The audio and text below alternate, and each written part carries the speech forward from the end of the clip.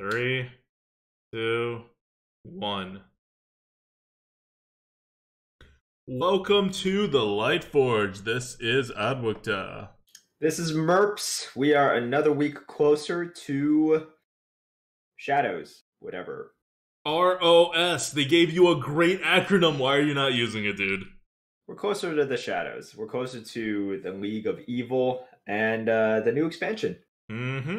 And tomorrow, or if you're listening to this on the podcast, maybe today, depending on where you are in the world, they're gonna do the first actual reveals, the kickoff, right, of the card reveals or card previews, and then it's gonna go at this breakneck pace until 2/3 to 3/4 of the cards are revealed. And they're going to do it all just like last time. Not in 2 weeks. They've been speeding this up, so now it's going to be in 9 days or 10 days. 10 days. Man, why can't they just give us all the cards a month ahead of time? Right. It'll make our life so much easier. Although I do appreciate that they told us which rotations are coming in for Arena a month ahead of time. That's been very helpful. So that's going to be the focus of today's Lightforge, and we're going to go over all the classes one by one and how the wild rotation has affected them. Because remember, we're not just adding a new set, we're also taking away all the old sets except Witchwood and adding back in Nax, Old Gods, MSG, and then we add the new set in, presumably also with a 50% offering bonus. Because they didn't say they were changing that. So it's going to be a wild ride, and we are going to go over all of that right after we give some shout-outs. Thank you so much to our Patreons. We don't have a question from the go from today because we need all the time to just get through this. And so we're just going to give a shout-out to all of our Patreons at the start of the show. You guys keep the light on here at the Lightforge. It is Eric L., RV Nitrain, Joshua C., Talon, Afro Ninja TB, Kirby5 Life, and Changin. Thank you guys so much for your support on Patreon. And if you're thinking of contributing to Patreon, it's patreon.com/grinninggoat. These are our top Patreon contributors. We have many others. Thank you guys too. Okay, so now on to the Wild Rotation preview. Merps, do you want to sum up how we think the meta is going to go on the neutral side, which we did, I think, 2 Lightforges ago. Just a little recap. And if you want more in-depth numbers and stuff, look at the go listen to the Lightforge from 2 weeks before this one. Sure, we can go real big picture level, but if you want to look at the neutrals, it can be summed up as more plentiful and high quality early game, and just slightly lower quality and less plentiful good late game. Some of the big impactors of the early game are going to be Zombie Chow on 1, Hunter Creeper on 2, and Hired Gun on 3. These are essentially going to be the best drops for each mana cost, and they're all coming back. These are all wild cards. So these are cards in which, Hired Gun is something that you can definitely see in later expansions, but something like Zombie Chow and Haunter Creeper, those are ones that we never thought would be printed again, and they don't have to be printed again. They just bring them back. And on the flip side, we don't have Violent Worm anymore. We do have Bog Creeper, and that is pretty good, right? Bog Creeper to pair with a Furious End. But the other stuff that you're getting back, you're getting Faceless Behemoth. No one really asked for that. Eldritch Horror. No one asked for that. Grotesque Dragonhawk. All this stuff. So this is stuff that no one really cares about. Isn't it sad? Young Dragonhawk got grotesqued and is equally as bad. Yeah, I don't know what the Dragonhawk sort of societal norm is, and I don't think we should kind of pontificate on that. I'm just saying, if you get corrupted or make a deal with the devil, you should get more powerful, not equally crappy. Well, no, he did get more powerful. He just cost a lot too. So he just doesn't understand what power means in this game. Right, on a per dollar basis. Yes. He did not gain that much power on a per dollar basis, essentially. It's like making a But wish and like not being specific enough in your wish and then getting it technically, but like not, not getting yeah, really what you want. yeah, definitely. That's exactly it.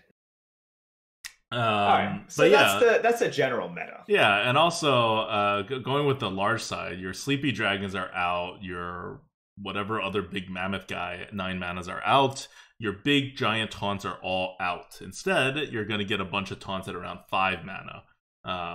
In like Sludge Belcher, I can't think of another one, but there's another important one that's coming in at 5 mana as well. Which means that your overall taunt levels are going to go down. The number of taunts you have are going to be probably similar, but they're going to be smaller, less annoying taunts. Oh, Cyclotron's the one I'm thinking of. Not that that's not annoying, but it's less annoying than a Sleepy Dragon if you get to the Sleepy Dragon turn. So yeah. And also, with the taunts going down in terms of total damage taunted, heals are actually going up, base heals, in total amount healed. So that's another thing to watch out for. But yeah, that's your general neutral analysis. Game is going to speed up a bit because of these changes. Your curves are going to be more solid. Your 3-drop curve, whether it can survive without 2 drops or not anymore, I think is going to be very dependent on this next set. And so far, the next set has shown like good 3 drops, but they're not like you need more than you need a lot more like 3/4s, for example, and they've shown one. So we'll see what happens. Okay, we have numbers now. We have our new Lightforge tier list wild rotation meta all out. It's not released to the public, but we have the numbers here with us. And so I will say that I haven't found anything in neutral that's been too crazy. We said before, in case people are wondering how great the Zombie Chow is going to be, we said it's going to be top of the line for premiums and like not much higher than that. Like it's not going to be a busted level of or take the current neutral game to a new level. It's just sitting at the top of the premium neutrals. And this is the new premium neutral, so not even as good as like a Primordial Drake. And the numbers bear that out. I plugged it into the algorithm again, came out to be exactly where we expected it. But the one card that's actually significantly higher than where we expected it to be, and is going to be the #1 neutral card before this next... I don't know what's going to happen in the next expansion, right? But excluding this next expansion, the #1 neutral card in Arena is going to be Haunted Creeper. It is right now sitting at a 145. These numbers are going to move when the new expansion comes out because the card pool is different. The meta is going to be different once we know information about that. But I don't think it's going to move too much. 145. Whereas the top of the line other things are like your Zombie Chows, your like Argent Commanders. They're like a little over 130, right? 135-ish. So this is quite a step up. Yeah. This is quite a step up from your other neutrals. Yeah, and if you're used to seeing the tier list, you might be like, oh, 145, that's not that high. We lost a lot of super tippy-top premium neutrals. There's no more Basilisk, there's no more Primordial Drake, there's no more Gastropod. Yeah. All of those super premium neutrals that have absolutely defined the arena meta, those are gone. So you're looking at like good early game cards, but the arena that that's been really dominated by these poisonous minions, and you'll notice immediately because this certain board tension will be gone. So it's very different. Like there's powerful early game cards, but you're not going to get these situations where someone drops a Basilisk and you just say, "Oh, I lost." Yeah.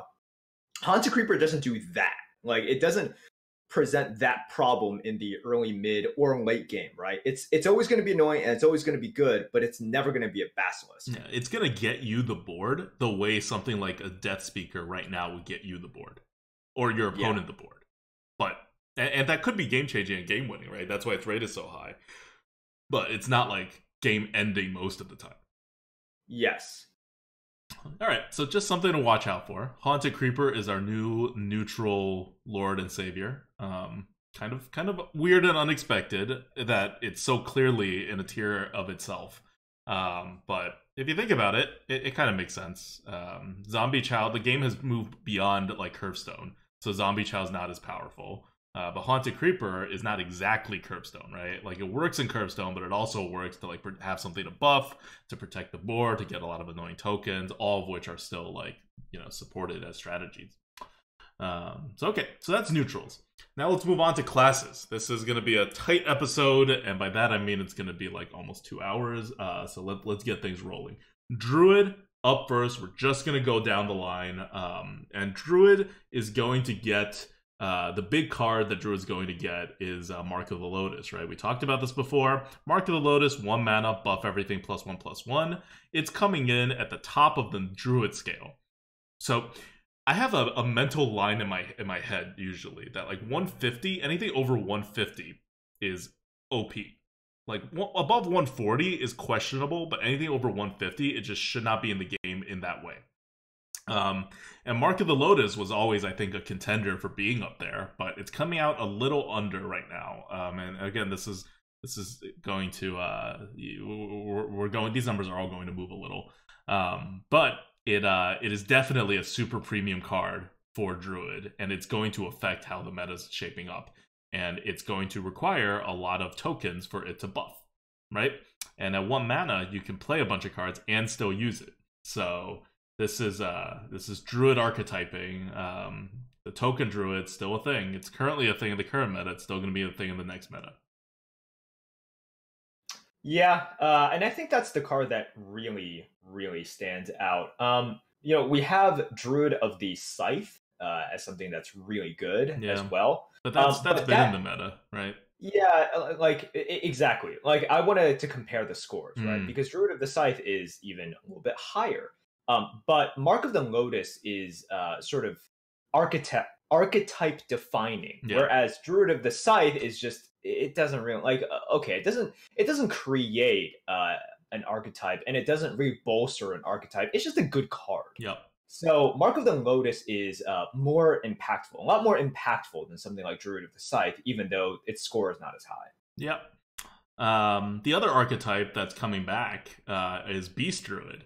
Not that there's like a ton of things that's supporting beasts, but Mark of Yasharaj is back. It's not an insanely broken card, mainly because there's actually not that many beasts. Ungoro was the huge beast expansion, and Ungoro's out.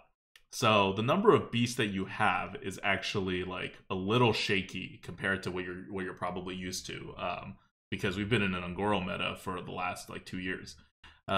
So Mark of Yasharaj, not as broken as it used to be, but still very good. That's the 2 mana +2/+2. If you cast it on a beast, you get a card draw out of it, I think. Yeah. You get a card draw out of it. And on top of that, there's another card. I keep forgetting what the card is called. Like a 4-drop or a 5-drop. What, Mire Keeper? No. That beast. Vermin Sensei. Vermin Sensei, 5 mana, 4/5. Give a friendly beast +2/+2. That's going to come in at around a 100, which is like a very average card, which means it's a below average card in your deck. And so, hey, if you want a Beast Druid, or if you're already building a Beast Druid, it's totally a good way to get value, but it's not going to be driving the Beast Druid. Still, sure, this is all better than like having no Beast Druid cards, right? Which is the meta we're coming out of. Yeah, definitely. And finally, the other thing that I do want to point out, which is really interesting, is Jade Blossom. I'm not going to tell you the score of Jade Blossom right now because our Jade numbers are like not like it's going to change a lot, right? Once the new set comes in, it has no Jades presumably. But Jade Blossom, which is a 3 mana card that basically does what Wild Growth does now that Wild Growth is nerfed. And then it adds a Jade onto the board. That is a totally pickable card. Like, it used to be kind of a not pickable card, although I do remember that Jade Blossom Druids did work in Arena. You just had to pick a whole crap ton of them. Like, you have to take a lot of Jade and really, like, go all in on this Jade thing for it to work. But it still kind of worked. And now we have a synergy, we have a bucket system where you can get access to more Jades if you're going for Jade. And on top of having access to more Jades, you also are able to you also are able to, or like Wild Growth is no longer as good of a card. So this card looks better in comparison. So the other Jade cards in Druid are not very good to support it. But if you're going for a Jade archetype, Jade Blossom is actually a pretty damn good card. Watch as they put it in like bucket 2. Okay, if it's in bucket 2, it's not a pretty damn good card. You've lost your value. But assuming that Jade Blossom gets put in a pretty crappy bucket, this is a good place to get value, because it certainly has above average value for a card that we did not think was going to have even average value. Yep. All right, and that's Druid. So those are the archetypes that you should expect to see. Your normal token push face, your Jade archetype, and then a mini beast archetype. All right, Hunter, take it away, Merps. All right, Hunter. Look, you guys know how I like to play Hunter. Fast into the face, and you're gonna get definitely some more stuff to help you out with that. So at the my Hunters always want 1-drops, and you're getting 2 pretty good 1-drops coming back. Number 1 is Alley Cat, and number 2 is Fiery Bat. So both of these are going to be really, really good. Alley Cat, once again, is a 1-mana 1/1 that also summons another 1/1 cat. And Fiery Bat is a 1-mana 2/1 with Death Rattle, deal 1 damage to a random enemy, which that ping could be pretty good in the early game. So we're getting both of these back, and then it's going to be backed up by something like Piranha Launcher, which is a 5-mana 2/4 weapon, and after your hero attacks, summon a 1/1 Piranha. Very underrated. I remember this. That was something that people kind of just tossed away at the beginning, and they're like, "No, this weapon isn't enough." But continuous damage from a Hunter is always good, and that 1/1 they have to kind of respect it. Otherwise, it's also a beast, right? And then, other than that, we have something like Shaky Zip Gunner coming back, which is a 3-mana 3/3 Death Rattle. Give a random minion in your hand +2/+2. So you're getting a little bit of delayed, or you're sacrificing 1 stat to get a delayed 4 stats, which is not bad. Even in my decks, I'm just like, that's really not that bad. So the cost in order to get the +2/+2 is very small.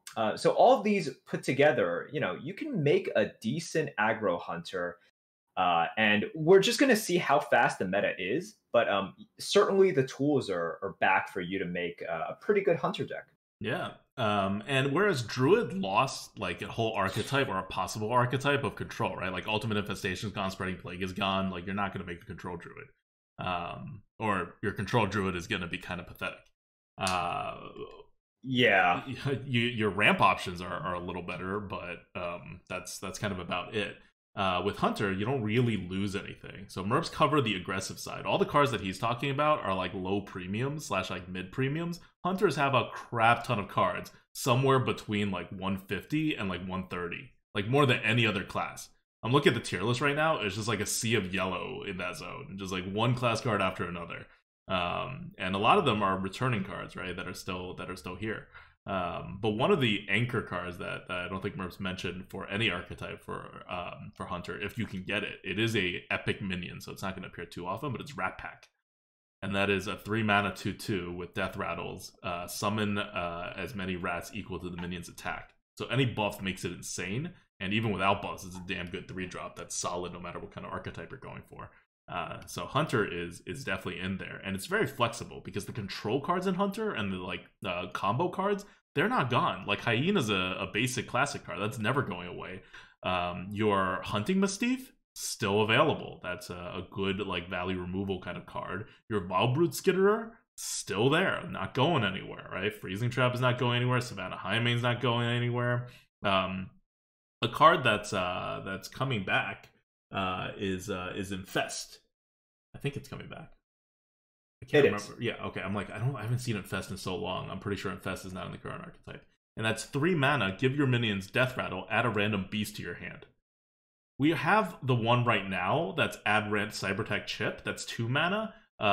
Give your minions Death Rattle. Add a random mech to your hand. So yeah, this is 1 more mana. But beasts are so much better than mechs, especially for Hunter. And so the Cybertech card was rated very high. Infest is also rated very high. And so you can get a more control-y, more combo-y kind of Hunter together.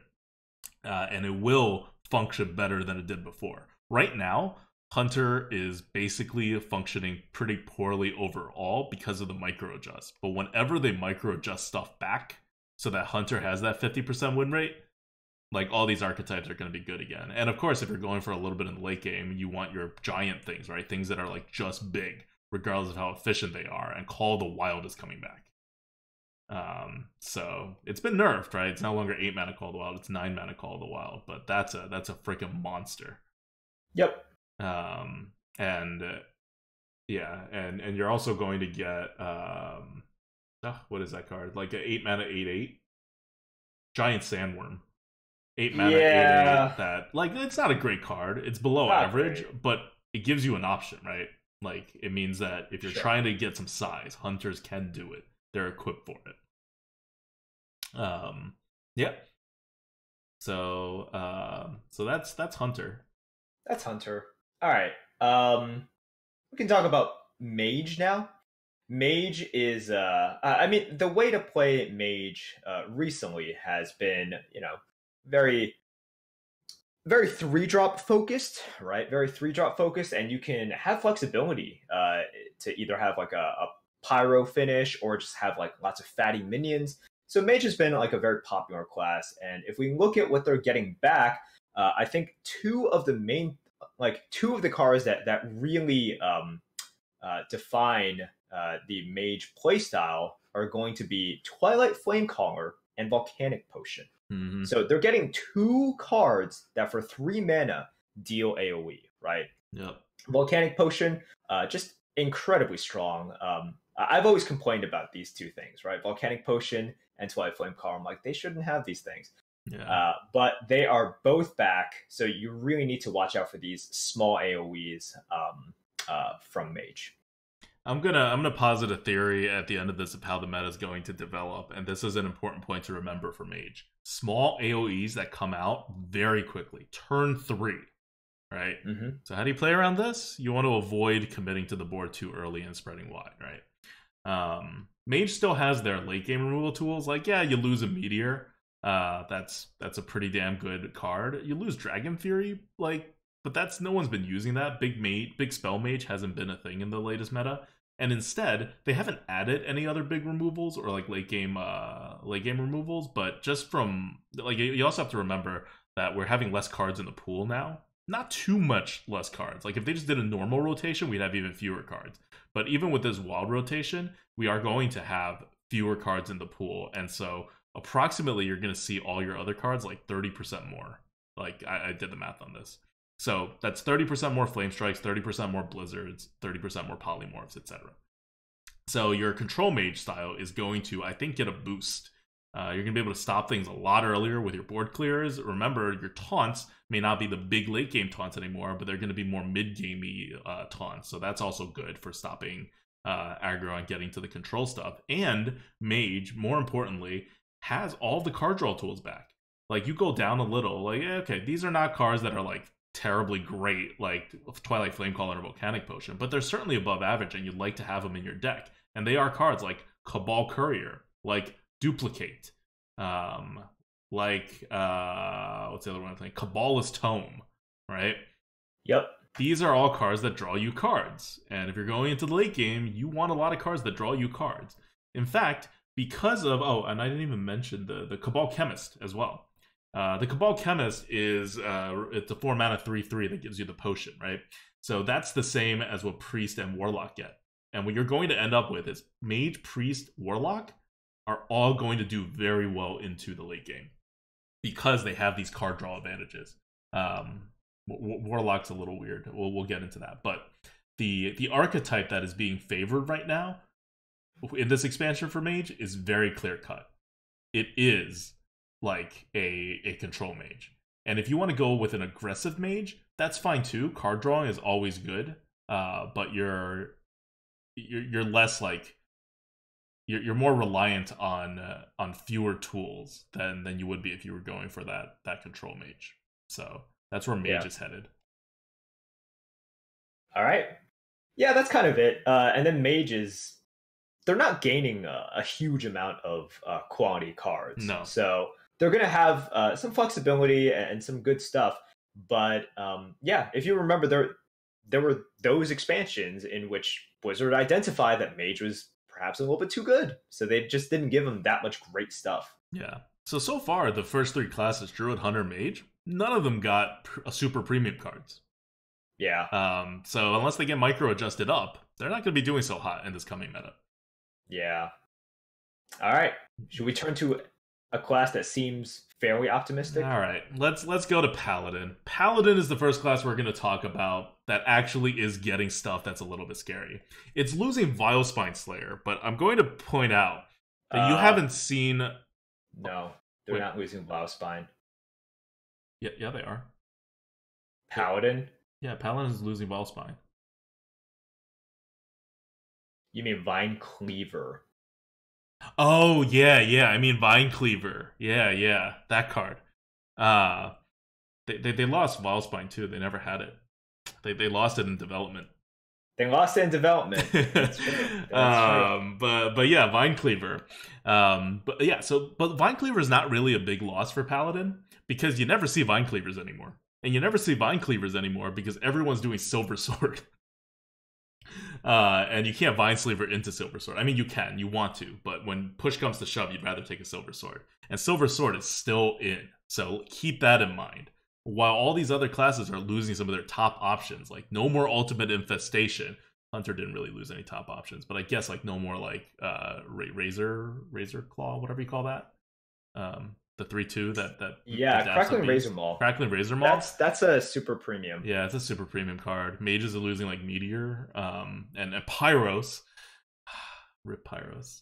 Paladin is not losing their top card, their top expansion given card, Silver Sword. Right. So they and it is correct that they, losing Vine Cleaver doesn't matter as much when you still keep Silver Sword. They do lose Steed, which has been a big annoyance for them. But what they gain is so much more. Oh my god. What they've gained. Yeah. They've gained.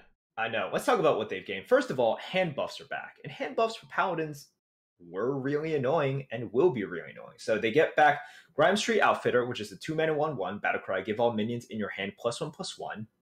They have that along with Smuggler's Run, which is 1 mana. Give all minions in your hand +1/+1. And these are like sometimes awkward, right? But they also just have the potential to like completely steamroll the opponent as well. So they have these hand buffs, and if you're talking about like big finisher, right? They lose Steed, but they gain Grime Street Protector. Oof. Man, 7 mana 6/6 taunt and battlecry give adjacent minions Divine Shield. So if the Paladin has a board going into turn 7, it's really, really hard because if they slam down that Grime Street Protector, they win. They win. Yeah, essentially. So not only do they have a way of kind of snowballing there, they now have 2 really good finishers back to back, right? You Grime Street Protector your board, and then you Silver Sword, and then you just win. Yeah, Paladins, you want to keep the board in the early going, right? And these cards don't really help you do that, but they help you recover the board better than what they've had before. Now, when it comes to taking the board early, they get Selfless Hero. 1 mana 2/1 Death Rattle, give a random friendly minion Divine Shield. And the cost on the board of something, depending on how fast the meta goes, right? If the meta actually goes pretty fast, Grime Street Outfitter loses a little bit. But if it doesn't, then cards like Grime Street Outfitter and Smuggler's Run, they're like tempo neutral, even in the early game, if your opponent's starting on like turn 3 or something. So you can also keep the tempo with those, and you still have your old cards that are buffing the tempo, right? Sound the Bells is still in. We said Silver Sword is still in. Blessing of Wisdom is still in. Blessing of Kings obviously will never go anywhere. Your Argent Protector is like, this is it's a class that can do both the come back onto the board thing and the stay on the board from the very beginning thing, and that's very scary. They also get this like nice option. I remember this card. It's a fun card.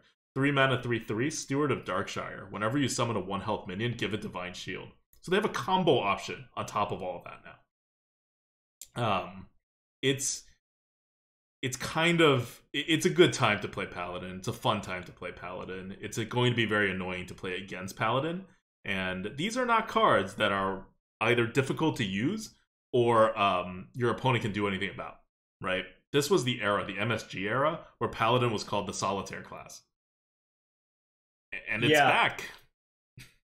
Yeah, they have all of the necessary cards in order to do that. And it just felt really unfun because it wasn't anything you could do, right? Mm-hmm. Like, they play the Smuggler's Run, and then they play the Enforcer. And then on turn 3, suddenly they are playing a 5/6, and then they play a 6/7 on 4, and you're just like, okay, I couldn't do anything about that. I couldn't stop that. I don't know what I'm supposed to do about that. And then certainly there are going to be games in which they top deck their Smuggler's Run and you roll over them. Yep. But it's exactly that, that thing where a certain percentage of times there is nothing you could do. There was no good trades that you could do. There was no way you could outplay them. You just got smacked in the face by a huge fat minion on turn 3 and turn 4. Yep.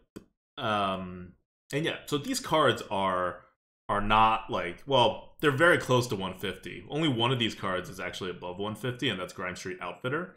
Our algorithm actually is putting it right now significantly higher than Smuggler's Run. It didn't before.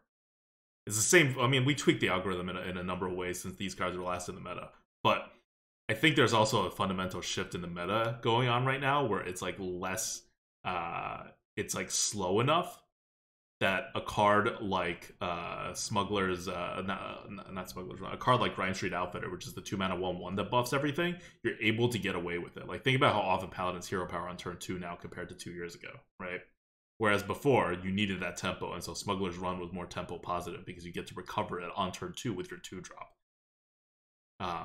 So, based on our meta predictions, Grime Street Outfitter is going to be the key card, and Smuggler's Run is going to be the supporting, still premium, but not like busted card. Also, Grime Street Outfitter can be buffed itself if you keep buffing stuff, whereas Smuggler's Run can't be buffed. Like, if you play Grime Street Outfitter with a Smuggler's Run in your hand, that doesn't get buffed. If you play a Smuggler's Run or a second Grime Street Outfitter with a Grime Street Outfitter in your hand, that does still get buffed. So, there's also that kind of thing going on. Alright, so we are moving on now past Paladin, which is going to be a class getting some buffs, into quite, like, this is the worst class. This is the most annoying class. It may not be the most powerful class, but it's definitely going to be the most annoying class in the next meta. I guarantee it, unless they print a bustedly annoying card in the new expansion for a different class. And this is Priest. And Priest, just right off the bat, I'm going to tell you, it's going to get 2 busted cards, like super premium cards well above 150 in rating. That is going to be Dragonfire Potion, which is coming in at a 200. Terrible card. 6 mana, deal 5 damage to everything besides dragons. There's not going to be a lot of dragons in the meta on either side, so basically just 6 mana, deal 5 damage to all minions on the board. And Cabal Talon Priest, which is the 3 mana 3/4 that gives a friendly minion plus 3 health. Battlecry too, so it's better than the Death Rattle version. So yeah, that's Priest. You can get on the board early, or you can play Control. Everything's gonna work for you. And for those of you guys wondering about Potion Madness, it's not that far behind. I didn't mention Potion of Madness because it was not over a 150. It's more like a poorly designed card than it is like a totally busted card, because it swings the game potentially way too early. And if you look at like Dragonfire Potion and Cabal Talon Priest, right? So Cabal Talon Priest, imagine a 3 mana 3/4 that adds 3 health. If your opponent does that, you lose, right? In the early game. So what do you need to do? You need to make sure Priest is not even on the board in the first place, right? How do you do that? You go early. What happens if you go like early game and spread out more in the beginning to be able to handle Cabal Talon Priest? Potion of Madness gets you. Like, none of this is any skill whatsoever. It's just rock, paper, scissors. Now, Dragonfire Potion is the one guarding all of this and saying, like, oh, maybe we can just defend against Priest and then outvalue the Priest in the end. No, they have Dragonfire Potion. At any point you gain the board back, they'll just take it all back from you. And there's going to be enough Priests that just play control and can out-control you, like out-value and control you anyway, because they have Dragonfire Potion as an option, that you can't just give them the board either. There is no way to freaking play around Priest. Yep. Yeah, that's kind of it. Priest just puts you in a really tough situation where in the early game you don't have the reads and you're just at the mercy of what cards do they have. Mm-hmm. So Cabal Talon Priest, Dark Cultist, Potion Madness, and then they have Dragonfire Potion. These are all just really, really freaking annoying things. And of course, you know, like Mage and Priest and Warlocks, they all have Cabal things, right? Like Cabal Courier. So suddenly you have Priest that could have, you know, a Flame Strike or I don't know, just something really, really annoying that you don't expect. And it's all possible just because of like the Cabal classes. And it's all like card draw. Like you're not going to outvalue these guys on card draw. Like any of the Cabal classes, it's going to be rough. This is like the most innocent card. It's rated at 130 right now on the tier list, but it helps the Priest do what it needs to do, and that's Shifting Shade. 4 mana, 4/3. Death Rattle, copy a card from your opponent's deck and add it to your hand. It's like, this is a pretty innocently like low premium card, but it's even more value, and so it adds to the Priest's value game, which is what allows it to do its on the board game. So Priest is going to have two types. You're going to be control or you're going to be aggro. You can also do a little of both, and I think with all that much card draw and the ability to control the board and use your hero power to great advantage once you control the board, you can do like a mix of both and still get away with it. Now, no matter which way you go, you're going to fail a lot because it just depends on what cards you draw and what cards your opponent plays. But you're also going to succeed a lot because it's just freaking powerful, especially in the beginning before they adjust it. You are losing Psychic Stream, but the Dragonfire Potion replacement, I think, is equally as scary. Yep. Okay. That's Priest. Going to be really, really, really annoying. Yeah. So, we'll move on to Rogue. Rogue is losing Walk the Plank. It's not losing too much other stuff. It's also not getting too much stuff. So there's not really too much to say about Rogue. It lives on its hero power. It still will live on its hero power. It's not getting anything particularly ridiculous that you have to worry about. Like Undercity Huckster is its best card at a 140 right now, which is the 2 mana 2/2, add a random class card to your hand on Death Rattle. Good. It's good, but again, it's turn 2, right? You have a dagger. Like it's not really right. Yeah, so they lose like Walk the Plank. They gain Shadow Strike, which is 3 mana, deal 5 damage. But like these days, Shadow Strike is not like when it came out. Shadow Strike was really good. Now it's like 3 mana, 5 damage, whatever. Yeah, things are just getting more ridiculous, right? Like things are either getting more awkward, as in smaller, kind of more tokeny, or they're just like really, really big and really, really polarized. So yeah, that's gone. Other than that, you're just looking at like Lotus Agents. So once again, just the all of these Lotus cards. 5 mana, 5/3, Battlecry, discover a Druid, Rogue, or Shaman card. This is just going to be really good. You know, you're gonna potentially see quite a few of these because this was a good card and it will be a good card, and you're gonna be just as annoyed as you were if you played like 2 years ago because you can't play around anything that was discovered. Yep. It's also a Jade class, and the Jade Druid you really have to concentrate to make it work, but you can get to work. Same with the Jade Rogue, it's kind of the opposite. Like you'll just naturally get a bunch of Jade Shurikens, I think, and they're pretty damn good. But then you have nothing to back it up. So like Jade Shuriken's a 2 mana, deal 2 damage, and combo summon a Jade Golem. So it's just good by itself. You'll just pick it, assuming it's bucketed correctly. And the downside is you only have one other like Jade card, and it's a much less good Jade card. I can't even find it on the list right now. Jade Swarmer, that's rated like significantly below average, and it's a 2 mana 1/1 stealth, Death Rattle, summon a Jade Golem. Again, 2 mana cards in Rogue, especially minions, they don't do as well because you don't need them for the curve, so they lose the curve function.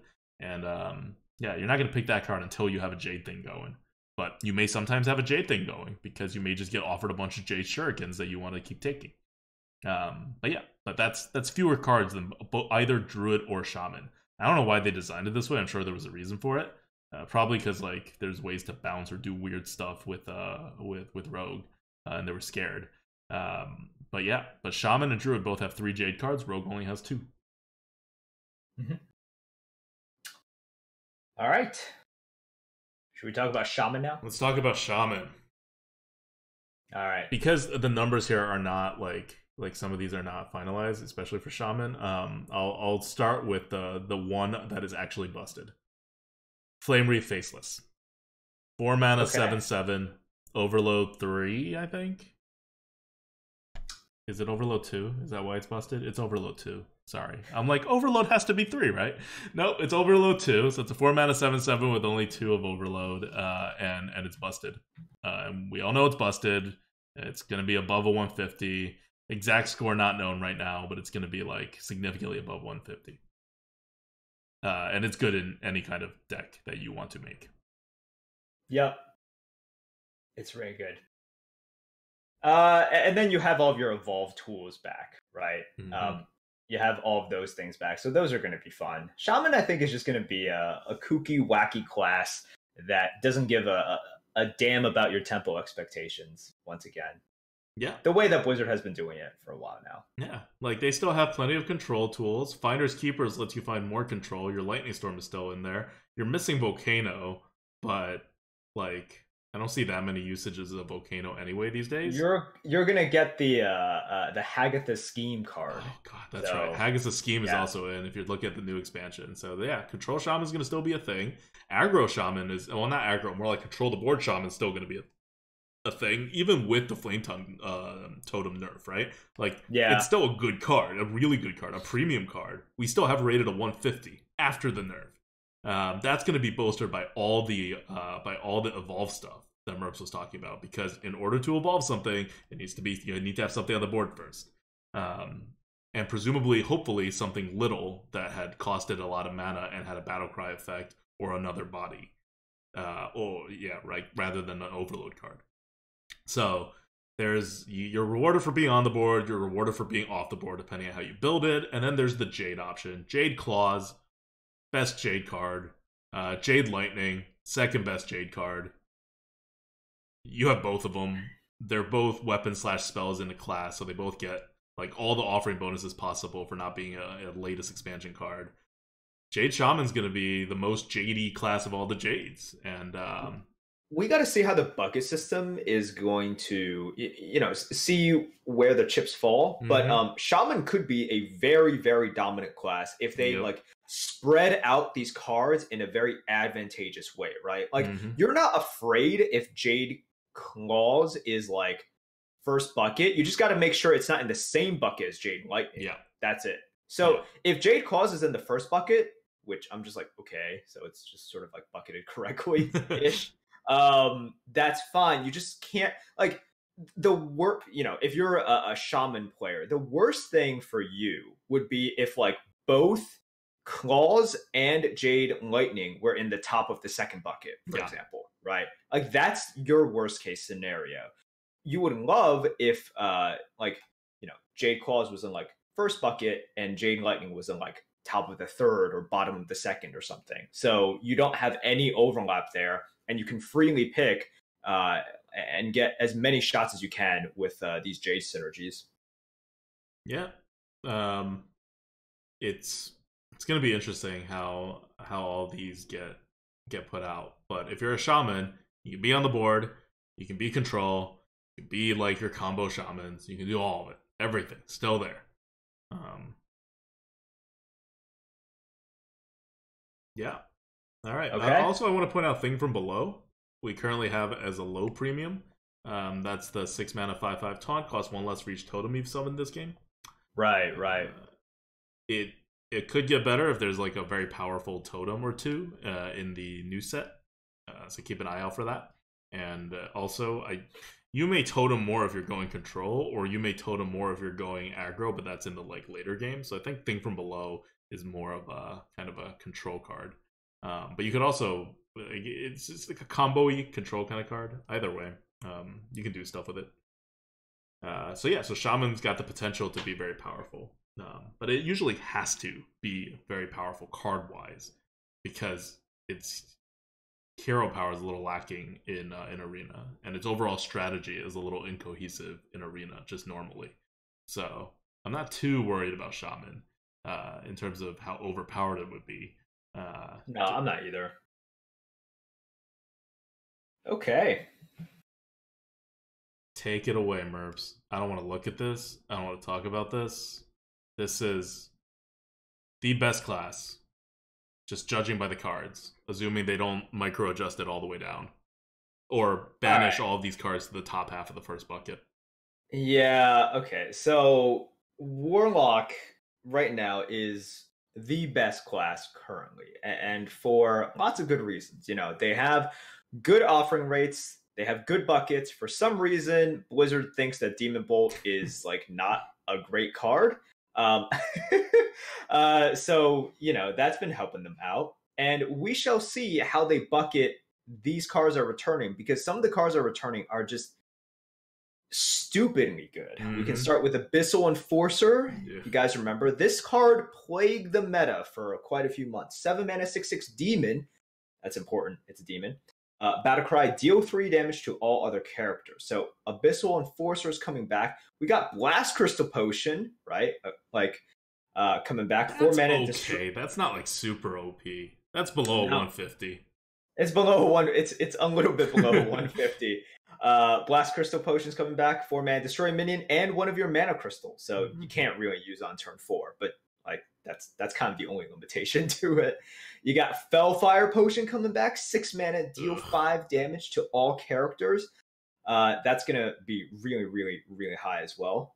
We have Doom, and this was always a little bit underrated, right? But when Warlocks do have the control tools to get to Doom, which is 10 mana, destroy all minions, draw a card for each.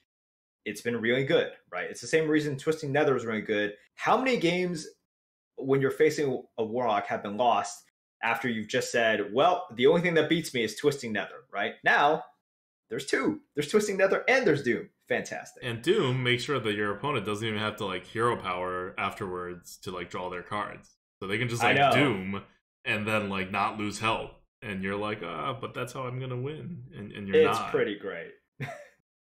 And then of course we have Cabal Trafficker as well, if they didn't have enough value, which is a 6 mana 6/6. So you're just giving up 1 stat. And at the end of your turn, add a random demon, aka Abyssal Enforcer, to your hand. So look, they have just good cards. We have to see how they bucket it. But as of right now, Warlocks are looking like they definitely have what it takes to win the late game. Are they going to get advantageous bucketing and micro adjust to make sure they can get the early game? Because if they do, this is potentially just going to be a continuation of the Warlock meta. Yeah. So one thing to know is that they don't have great early game cards. Like Possessed Villagers. Yeah, Possessed Villagers fine. You always have Flame Imp. Like you have your stuff, right? It's not like they have nothing supporting it, but there's nothing ridiculous happening here. Your Librarian is gone. Your homunculus, whatever. Vulgar Homunculus is gone. So your setup is a little worse. And more importantly, all your removals, all these like giant board clears and whatever, they start at like 6 mana. So, or like they're named like with the exception of Hellfire, right, which is 4 mana, everything else is at 6 mana. So you're missing your Defile, and that's going to hurt a lot in terms of being able to stay alive. So you can't stay alive by having really overpowered early game. You can't stay alive by Shriek or Defile by removing your opponent's board in the early game. So what do you have to do to stay alive in the very beginning as a Warlock? Well, you need to draft a whole crap ton of like cheap like 1 mana minions or like taunts, right? Smaller kind of like taunts. Or a ton of healing. Thankfully, though, the neutrals do provide those. Exactly. Zombie Chow, Haunted Creeper, and Hired Gun. Wow, would Warlocks like those cards? Yes, they would, definitely. So if you're playing as Yeah. Warlock, that's the direction you're going to go, right? And to fight against that, this is the whole problem with this meta. That's with the MSG meta. Like we're doing the analysis for the new meta, but so much of it is going to be determined by MSG because the MSG cards are the insane cards. So in MSG, if you remember, Warlock was the best class. What happens when Warlock is the best class? How do you defeat this kind of setup? You put as many creatures down as possible, and you go face. You are not trading. You can't afford to trade. You need to make sure that they can't play Fellfire Potion or Hellfire or Abyssal Enforcer and not just like die. I just need to hope they don't have zombie chows. Yeah. That's it. And that's your strategy. But what if you build a deck like that? What does that deck lose to? Well, no one. No. Priest. No, it just loses to Priest. It loses to Priest all the time because of Potion of Madness, because Priest heals itself, so you dealing a lot of damage to its face isn't going to matter as much, and because they still have the Dragonfire Potion that will come out and destroy you, and unlike a Warlock, they're not screwed afterwards, because their Fellfire Potion doesn't deal 5 damage to their face, and they can heal themselves. So, you lose hard to Priest with this setup when you beat Warlocks. If you go somewhere in the middle, you're going to lose to both Priests and Warlocks. These are the two most powerful classes in the meta. So what are you going to do? Oh, and if you're trying to face Paladin, you need to be on the board too, right? You need to be on the board and challenge stuff. So you're generally going to be trying to be on the board. And how do you face Shaman? They have all the evolved stuff. You need to be on the board and challenge stuff. So all throughout this meta, you generally want to be on the board and challenge stuff. Even Druid, right? Like, just generally speaking, it's a good idea in this meta that's going a little bit faster to be on the board challenging stuff.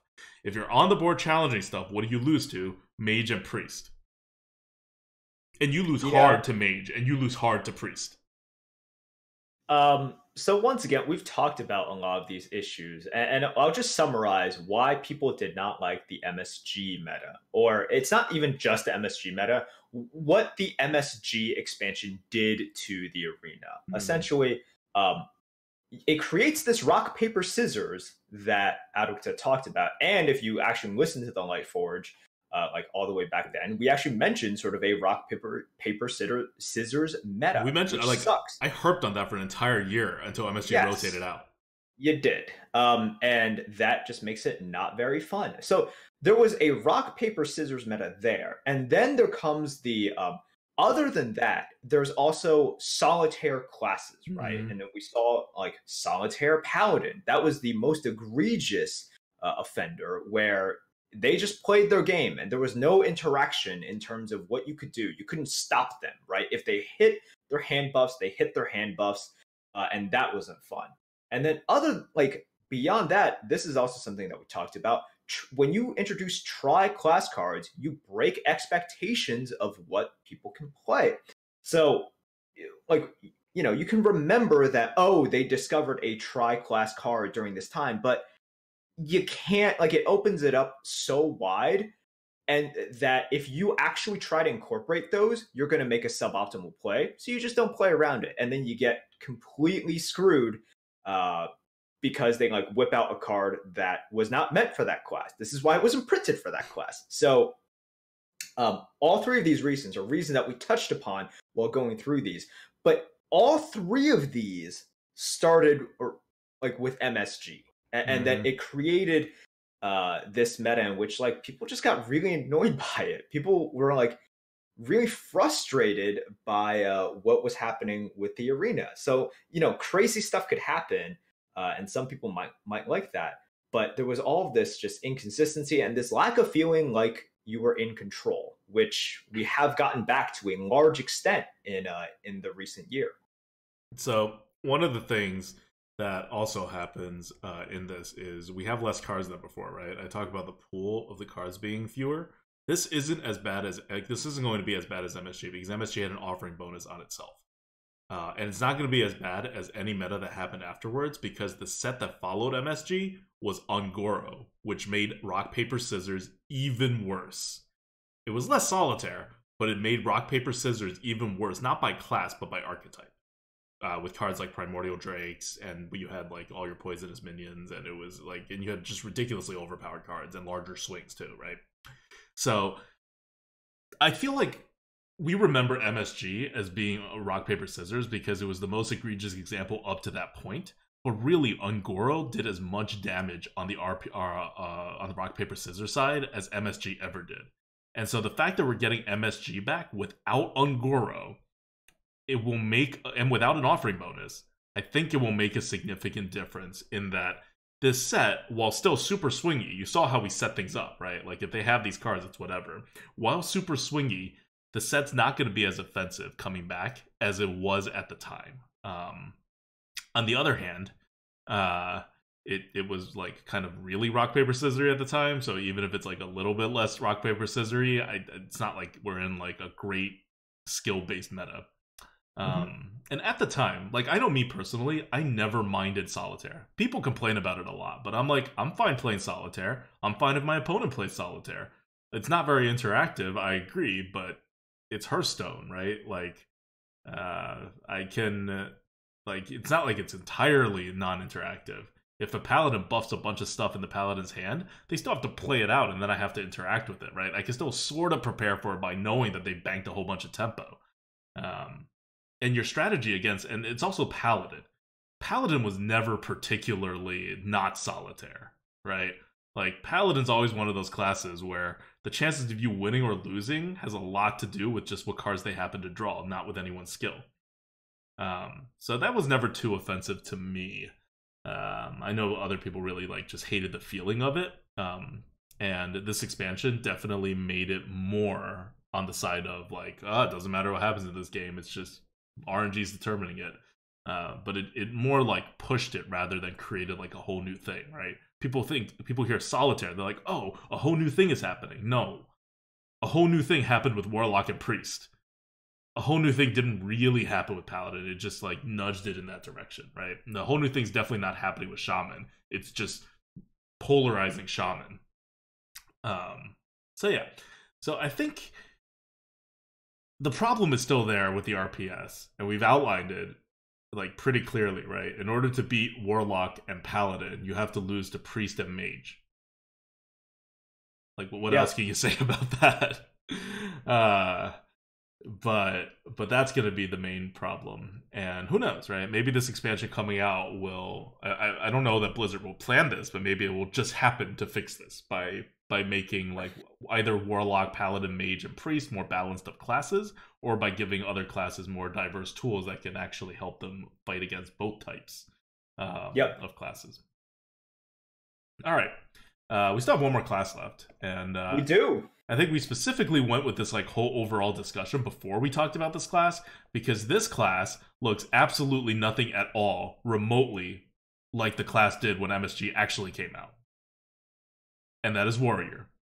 Nowadays, you know Warrior as Control Warrior, right? You put out a lot of large taunts, you use Warpath as your main deal, you use Super Collider, and you use all of your like card draw tools with like Dragon Roar and the mech thing, and you end up with more cards than your opponent, a larger deck than your opponent to beat out all the other control-ish kind of decks, and you end up with a crap ton of both armor from your hero power and cards, and also huge taunts while being able to board clear. So that's your main strategy. Yeah, Blizzard actually found a way to have the warrior hero power be useful. If in Arena, in Arena. Because if you just give them enough control tools and you just grind it out, and then you can actually leverage your HP to, get a slightly better Warpath, right? To greed it up a little bit more, take a little bit more damage, but then keep on armoring up, and just win that late game. So they found a way. They just spammed Warrior with all of these removals and card generation until they're like, yeah, we're gonna like actually use and leverage health as a good resource for you to get more card advantage and to get better board clears. So never thought that day would come, and now we're living like this in this weird Bizarro world. But it's not Bizarro world anymore because we're just used to it now. Yeah. And what cards are we? Okay, so now bringing that to what's going to happen in the wild rotation meta when the new expansion comes out. not looking at expansion cards at all, what we see is that all the large taunts go away in neutral. Your Tar Lord is going away, and your like 3/6 taunt that gets another one. I forget what that's called. Your Ungoro taunts are both going away, and those are pretty large taunts for the warrior. And so warrior is now left with just one taunt, and Bloodhoof Brave, which is a 4-mana 2/6 taunt. That 6 health of taunt is still it's good, and it's a good card. But beyond that, it has what? It has I Know a Guy, which discovers a taunt. Which it's not discovering any particularly great taunts because all the great taunts that are large are gone. So you are going to have much fewer ability to taunt up as the warrior. That's going to have a big impact. But more than that, what's going to have a big impact on the whole archetype is all of your card draw cards are gone. Dragon Roar's gone. Omega Assembly's gone. How are you going to draw cards as a warrior who's off the board? You're not. You're not going to beat out other people on card advantage. Because you can't replace Dragon Roar and Omega Assembly with no Mission Venture, right? No. Right. There's a huge quality gap there. And yeah, you have like card generation cards as well, or like your Grime Street cards. Grime Street Informant, right? But your Grime Street Informant isn't card generation. It's a 2-mana 1/1. Like, exactly. It gets you a card, but it's not adding anything to the fact that it's getting you a card. It's like similar to if you just like played a bigger card in your deck. Yep. So necessarily, warriors have to change. You cannot play warrior in the exact same way because you can't just rely on these guaranteed late game engines to kind of save you, right? So yeah, they still have Warpath, and Warpath is still really good. But like, if you look at the cards that they get back, these are tempo cards. Mm-hmm. Like, this is around the time when Blizzard was saying, okay, we can make warriors better. And the only thing that they could do at that point was play tempo. Poorly, but play tempo. So let's just make them better at tempo. So essentially, the cards that they're getting back are, number 1, Ravaging Ghoul, 3-mana 3/3. Battlecry, deal 1 damage to all other minions. Really freaking good. This is like... Yeah. It's a 175 right now on the tier list. Like, warriors always get busted cards, so it's not like Warlock and Priest. Warlock and Priest sometimes get busted cards. Priest more often gets busted cards. But they're generally like part of the normal set of regular heroes. Warriors always get busted cards. So this is not anything special that's happening here. One of the best 1-drops to ever be released, N'Zoth's First Mate, 1-mana 1/1 pirate. Not like, pirate, that tag could be important. Battlecry, equip a 1/3 Rusty Hook. It's Light's Justice, which is already insane, but with like a 1/1 attached to it. It's so stupid. Mm-hmm. And to further push the point that like their playstyle has to change, you're losing like 2 weapons in Soul Thraze and Super Collider, but you're gaining Death's Bite, which is a smaller weapon, not exactly a worse weapon, but a smaller weapon. Mm-hmm. You're also losing Blood Razor, which has a double board clear effect, for Death's Bite, which has a single board clear effect. The Blood Razor, you get the AoE out immediately. Mm-hmm. So yeah, you're trading a lot of size for still good cards, but very tempo oriented. So, yep. Like, I'm calling it. You gotta change it up. I'm calling it. Unless this new expansion has a ton of control cards for the warrior, and I know they already got one. They got an Omega card that's kind of insane. But they're gonna need more than just that card. They're gonna need like actual ways to survive and card generate. And unless they have those, what's going to end up happening is that your control warriors are not going to be all that viable. Everyone is talking about the Omega Devastator, right? Which is a 4-mana 4/5 mech. So it's just got vanilla stats. It's a mech Yeti.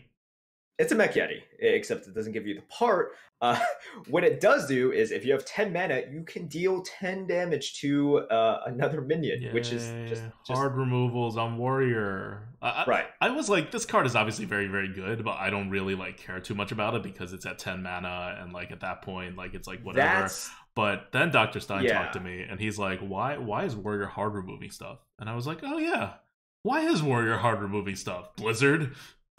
They shouldn't they shouldn't. But yeah, I think one thing that people are really up in arms about, or it looks a lot worse because if warriors had this card in today's meta, yes, it is like stupid. It would be absolutely stupid. Now, is it still a stupidly good card in any meta? Sure. But in the meta that we're going to, remember, no Omega Assembly, no Dragon's Roar, no Super Collider, no Soul Thrice. You're replacing all of those with much smaller cards, and your opponents, remember, are getting smaller. They're drafting Zombie Chows, they're drafting Haunted Creepers. You got to keep up here, right? You got to keep up.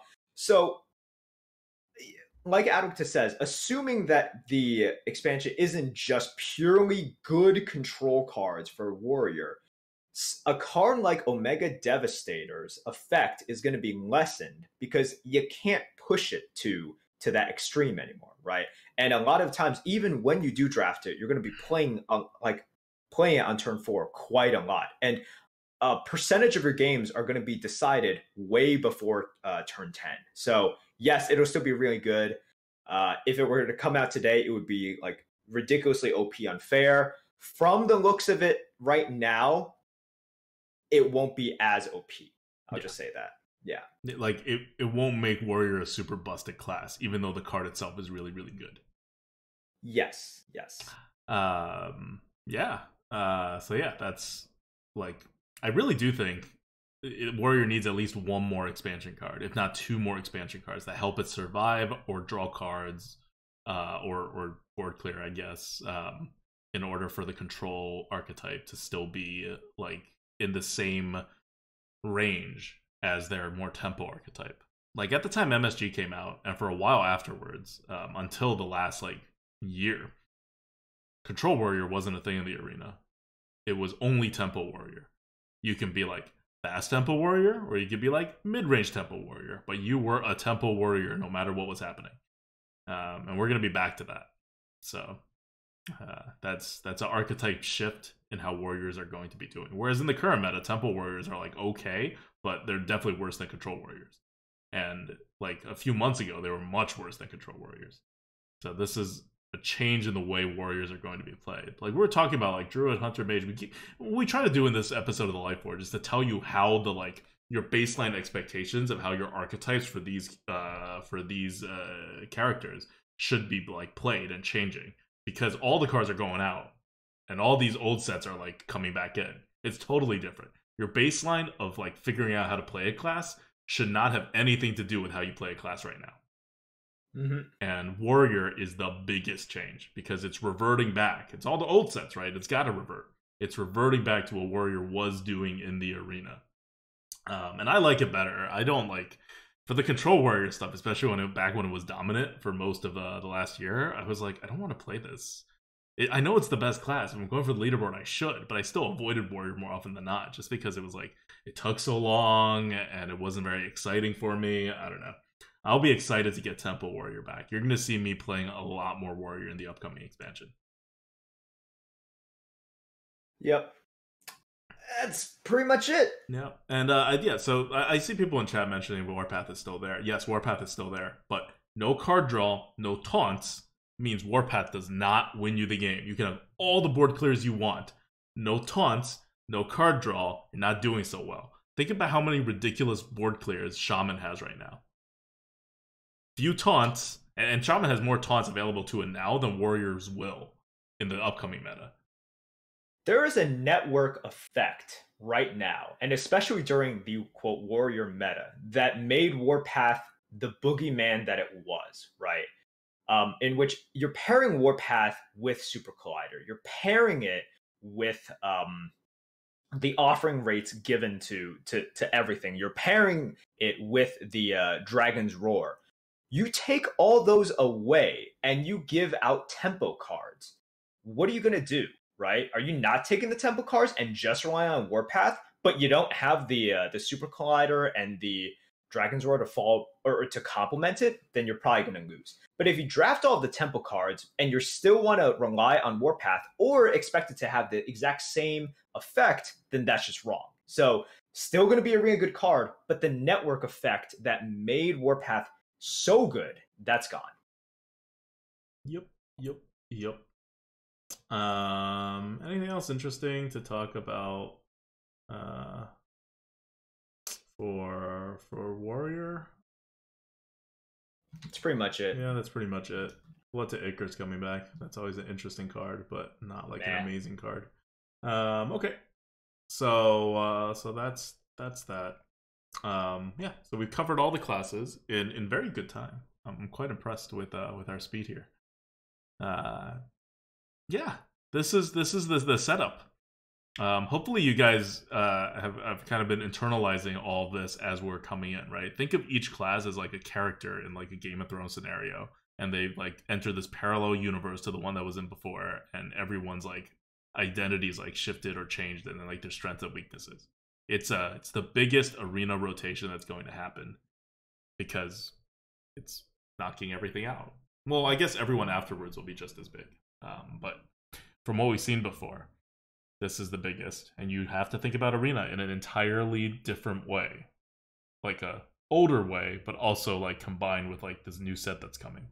And this episode of the Lightforge is something that we will refer to again and again when we do the card reviews for the new expansion set, because this is the meta between this episode and the episode 2 episodes back. These are the 2 episodes where we cover what is actually going to happen in the wild rotation meta without even accounting for the new expansion. So this is our base. If you've been listening to the Lightforge like religiously, you'll hopefully internalize these 2 episodes fully, so that when we do get to our card review and we start saying things about the meta, and you're like, that's not the meta. Like, this is the meta we're talking about.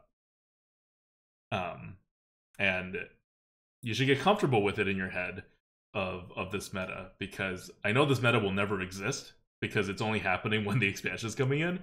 But it's hard to put all the cards together, including 130 new cards, and like internalize that meta before actually playing in it. But this, like, smorgasbord of old stuff and new stuff, like, I feel like I've internalized it pretty well, and I'm pretty ready for the new rotation meta to come out. So give it another listen. Like, this is a good episode to listen to again, maybe even like 3 or 4 times until you really like get it. Especially after you see all the new expansion cards. And that's what we wanted this episode to be for. That's why it's so clean. We don't even have a card good bad. We're not even talking about any of the newly released cards, newly revealed cards, except for one. And that's because this is the episode.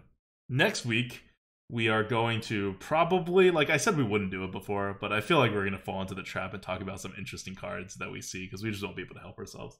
And we're done also on this, so there's nothing really more to talk about here.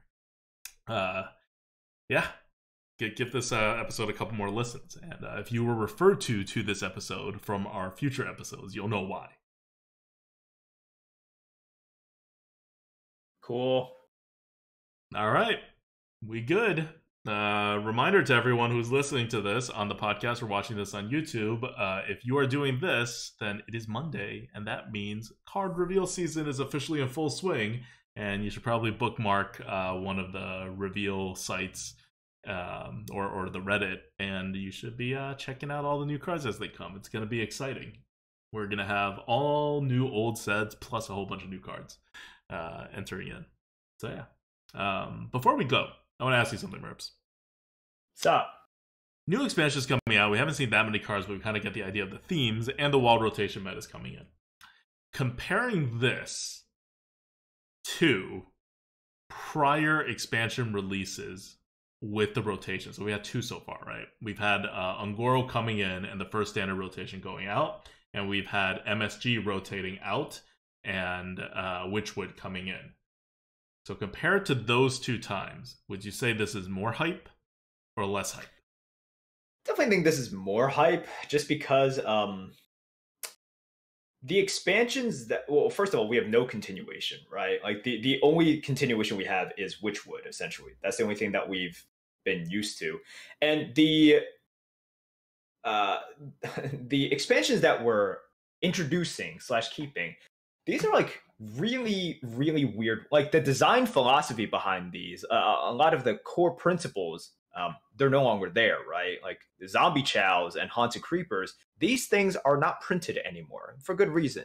So you're introducing sets that had a design philosophy that doesn't exist anymore, that they won't touch anymore. So I think that's what makes it more impactful. I think that's what makes it more hype, right?